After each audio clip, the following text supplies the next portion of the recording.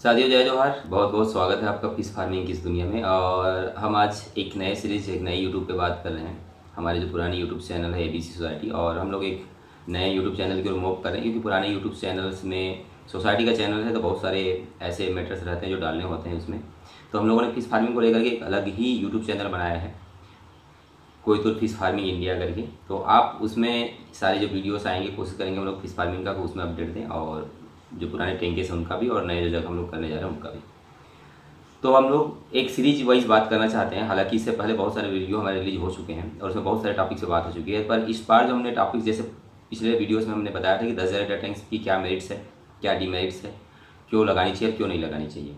तो इस तरीके से अब हम आज बात कर रहे हैं कि एयर सिस्टम्स को लेकर के, कि एयर सिस्टम्स में आपको क्या क्या चीज़ें एक्वायर करनी चाहिए, क्या ध्यान रखनी चाहिए, और कौन सी साइज़ की या कितनी कैपेसिटी की आपको एयर पंप की रिक्वायरमेंट होगी। तो एयर पंप में बेसिकली हम लोग बात करते हैं, कई बार हमारा ये भ्रम वहम रह जाता लोगों का कि हमें डीओ लेवल अच्छी रखनी है, लेकिन साथ में डीओ लेवल के साथ साथ जो मोस्टली जो बहुत सी ध्यान रखने वाली चीज़ ये है कि आप अपने टैंक में ब्लो यदि कम रहता है तो नीचे स्लज बैठेगा, और जिससे आपका सिस्टम जो है बैठ जाएगा, धीरे से स्लज बढ़ने लगेगा और टैंक में टीएसएस बढ़ जाएगी बहुत अधिक, जिससे मछलियाँ बहुत जल्दी बीमार हो जाएंगी और आपका स्लज इतना हाई हो जाएगा कि आप अमोनिया को कंट्रोल नहीं कर पाओगे। तो बायोफ्लॉक सिस्टम में सबसे बड़ी जो इंपॉर्टेंट रोल होती है वो टैंक की है। दूसरी जो इंपॉर्टेंट चीज़ है वो आपका एयर सिस्टम्स का है। यदि आपका एयर सिस्टम वीक है तो पूरा सिस्टम आपका वीक है। तो हम लोग एयर सिस्टम में बात करते हैं कि हमें कौन कौन से पंप नॉर्मली मार्केट में अवेलेबल है। तो एक तो आपका पिस्टन पंप, जिसमें आपका एसीओ सीरीज की पंपें हैं। उसके बाद आ जाता है आपका डायफ्राम पंप, जो कुछ समय अच्छा बूम किया, जिसमें आपके एचजेबी, LP100 या फिर हेलिया इस टाइप्स के पंप्स आते हैं। इन पंप की एक लिमिटेशन है, यदि आप 10,000 लीटर टैंक की बात करें तो एटलीस्ट कम से कम आपको 70 LPM की रिक्वायरमेंट होगी। तो उसके हिसाब से ही आप अपना पंप जो है खरीदिएगा। लेकिन हम पहले ही बोल चुके हैं कि 10,000 लीटर टैंक अच्छी नहीं है, तो आप बड़े टैंकों की ओर स्विच कीजिए, बड़े टैंकों की ओर मूव कीजिए। तो यदि टैंक बड़े हैं तो आपको एयर सिस्टम्स भी बड़े करने होंगे। तो एयर सिस्टम से यदि आपको बड़े करने हैं तो आपको ध्यान देना होगा कि पिस्टन सीरीज और डायफ्राम सीरीज, इन दोनों से आपको आगे बढ़ने की ज़रूरत है, क्योंकि ये दोनों कमर्शियल जो है वायबल नहीं है। छोटे छोटे 1 या 2 टैंक्स इनको लगाने हैं, प्रैक्टिकल करनी है, उनके लिए तो ठीक भी है, लेकिन जो लोग कमर्शियल फार्मिंग करना चाहते हैं उनके लिए ये सब चीज़ें काम की नहीं है। तो अब बात आती है बड़े पंप की। तो इसमें बड़े पंप में आपका एक तो रिंग ब्लोअर हो गया, दूसरा आपका रूट ब्लोअर हो गया। जिनको लंबे समय तक के लिए फार्मिंग करनी है और वन टाइम इन्वेस्टमेंट करनी है तो आपका बजट थोड़ा सा हेवी जाएगा, लेकिन रूट ब्लोअर सबसे बेहतरीन रिजल्ट आज के डेट में दे रहे हैं। बहुत सारी कंपनियां हैं, आप उन कंपनियों के बारे में तो मैं ना बोलूं तो बेहतर होगा, आप उन कंपनियों के बारे में सर्च कर लीजिएगा, और जो आपको सस्ती लगती है और जो आपको अच्छी गारंटी देती है आप उस कंपनी को स्विच कीजिएगा। इसकी कैपेसिटी 1 लाख लीटर के लिए नॉर्मली, क्योंकि 10 टैंक तक लोग लगाते हैं, तो 1 लाख लीटर के लिए कम से कम आप जो इस पंप खरीदें तो 1.5 HP का खरीदिएगा। रूट ब्लोअर में कभी भी 1 HP का पंप आप जो है मत लीजिएगा, इसमें उतनी अच्छी सफलता नहीं है। आप थोड़े से बड़े पंप की ओर जाइएगा, 2 HP, 3 HP, 5 HP की ओर। छोटे पंप जो है उतने वायबल नहीं हैं और उतने अच्छे काम नहीं करते हैं। तो 1 लाख लीटर को चलाने के लिए कंपनी जो सजेस्ट करती है वो 1 HP का है, मगर ज़मीनी जो अनुभव है वो मैं आपको बता दूं कि 1 लाख लीटर को रन करने के लिए आपको एटलीस्ट कम से कम 1.5 HP की रिक्वायरमेंट होगी। इसके अलावा इसमें जो है आपको अलग अलग फेस मिलते हैं, सिंगल फेस की मिलती है और या फिर ट्रिपल फेस की मिलती है। छोटे पंप जो होते हैं उसमें सिंगल फेस अवेलेबल होता है, लेकिन ध्यान रखने वाली बात यह है कि सिंगल जो फेस के जो मोटर्स होते हैं वो उतने अच्छे नहीं होते हैं, वो बहुत जल्दी ख़राब होते हैं, उनका कंडक्शंस ख़राब होता है, उनका लोड बहुत अधिक होता है। तो जब भी आप पंप लेने की कोशिश करें तो आप कोशिश कीजिएगा कि आप 3 HP की पंप लें, लेकिन इसके लिए ये भी देख लें कि आपके यहाँ इलेक्ट्रिसिटी का कनेक्शन जो है 3 HP की होनी चाहिए। इसके बाद हम लोग बात करते हैं रिंग ब्लोअर्स की। रिंग ब्लोअर एक्चुअली इसमें आयल की ज़रूरत नहीं होती है, जैसा कि नाम लिखा है कि एक रिंग एक फैन से काम चलता है। तो इसमें रिंग ब्लोअर में आपका 1/2 HP से लेकर के 5 HP तक का मार्केट में नॉर्मली इजीली अवेलेबल हो जाता है। लेकिन इसमें ध्यान देने वाली ये बात है कि इसमें 2 टाइप के पंप आते हैं, एक जो है सिंगल फैन या सिंगल स्टेज की पंप है, और दूसरी जो है डबल फैन या डबल स्टेज की पंप है। सिंगल स्टेज की जो पंखे हैं या सिंगल स्टेज की जो रिंग ब्लोअर हैं वो उतने अच्छे कारगर नहीं हैं।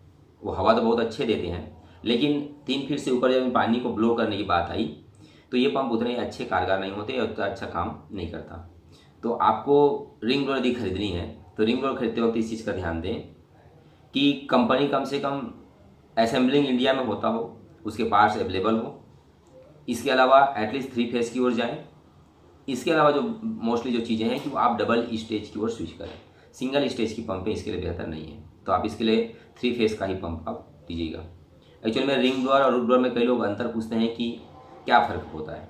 रिंग ब्लोअर की कीमत आधी होती है बनिस्बत आपके रूट ब्लोअर के, यानी कि सबसे टॉप की मैं ब्लोअर की बात करूँ तो रूट ब्लोअर ही है।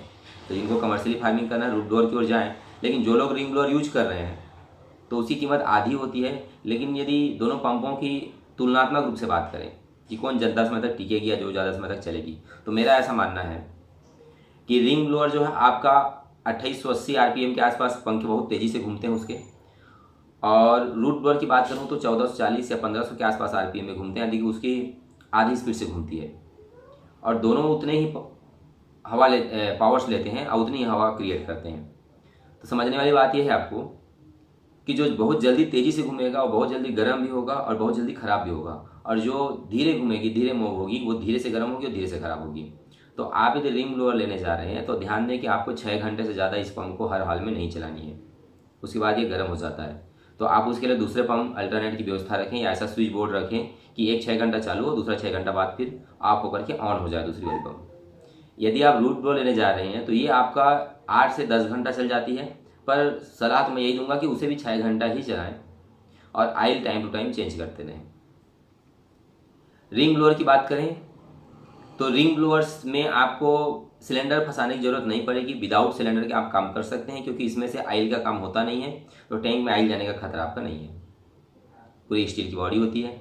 इसके अलावा मैं रूट ब्लोअर की बात करूं तो उसमें टैंक में कभी कभी मशीन से आयल सिल फटने का आयल जा सकता है, तो उसमें आप जो है सिलेंडर का यूज करें। बायोफ्लॉक सिस्टम में हम लोग ने जो सिलेंडर देखी है वो सीधी सिलेंडर लगती है टैंक में मशीन के साथ, लेकिन इसमें जो सिलेंडर यूज करें वो जो वर्टिकल यूज करें। इसकी मैं तस्वीरें आपको बल्कि भेज दूंगा कि किस तरीके से आपको यूज करना चाहिए, इसकी तस्वीरें आपको भेज दूंगा। इसमें सावधानी रखने वाली बात जो और ख़ास बातें हैं, आप एयर पंप यदि बड़े साइज का ले रहे हैं रिंग ब्लोअर या रूट ब्लोअर, तो आप कोशिश कीजिएगा कि आपका जो प्लम्बिंग आइटम है वो कम से कम मशीन से 10 फीट की दूरी तक, एटलीस्ट कम से कम 8 फीट या 5 फीट की दूरी तक वो एसएस की पाइप हो, स्टील या लोहे की पाइप हो। उसके बाद ही आपका पीवीसी का आइटम स्टार्ट होना चाहिए। दूसरी चीज़ें, यदि आप रिंग ब्लोअर यूज कर रहे हैं तो कोशिश करिए कि रिंग ब्लोअर छोटी साइज में होती है, आप टैंक के साइज में ले जाएं, और उसमें जो प्लम्बिंग आइटम यूज होने वाले हैं जिसका जितना मशीन का जो आउटर डाया जहाँ से मशीन बाहर हवा निकालती है वो जितनी चौड़ी है उतनी ही चौड़ी आप जो है प्लम्बिंग आइटम यूज कीजिएगा। टैंक में जहाँ आपको हवा रिलीज करनी है बस वहीं आप इसको डिवाइड कीजिएगा। और इसमें ज़रूरी चीज़ कि आप ये जो सिस्टम प्लम्बिंग आइटम का आप बैठाने जा रहे हैं, कोशिश आपको यही करनी है कि ये जितनी स्ट्रेट या जितनी सीधी होगी आपके एयर सिस्टम्स के लिए, आपकी मशीन के लिए उतनी ही बेहतरीन होगी। तो ये कुछ बातें थी एयर पंप को लेकर के।